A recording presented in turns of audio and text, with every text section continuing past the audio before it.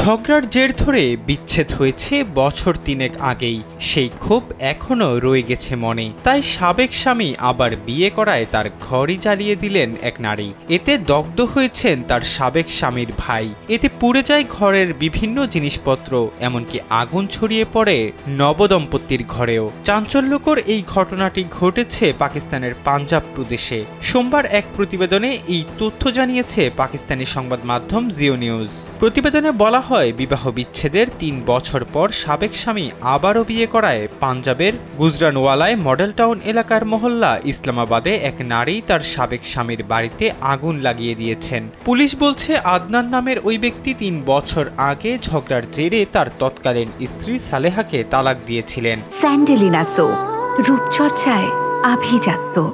গেল শনিবার রাতে তিনি পুনরায় বিয়ে করেন এবং রোববার তার ওয়ালিমার অনুষ্ঠান ছিল। সেদিন রাতেই আগুন দেওয়ার ঘটনাটি ঘটে। বলা হয়, আদনান তার বিয়ের অনুষ্ঠানে থাকার সময় তার সাবেক স্ত্রী বাড়িতে আগুন ধরিয়ে দেয়। অভিযুক্ত সালেহা তার বোন ও ভগ্নিপতিকে নিয়ে এই ঘটনা ঘটায়। তারা ছাদ দিয়ে বাড়ির ভেতরে প্রবেশ করেছিল। 10 বছর আগে আদনান ও সালেহার বিয়ে হয়েছিল। এরপর থেকে তারা আদনানের বাবা মায়ের পাশের একটি বাড়িতেই থাকতেন। তবে পারিবারিক কলহের জেরে ওই দম্পতির বিবাহ বিচ্ছেদ হলে আদনান তার পিতামাতার বাড়িতে ফিরে আসেন।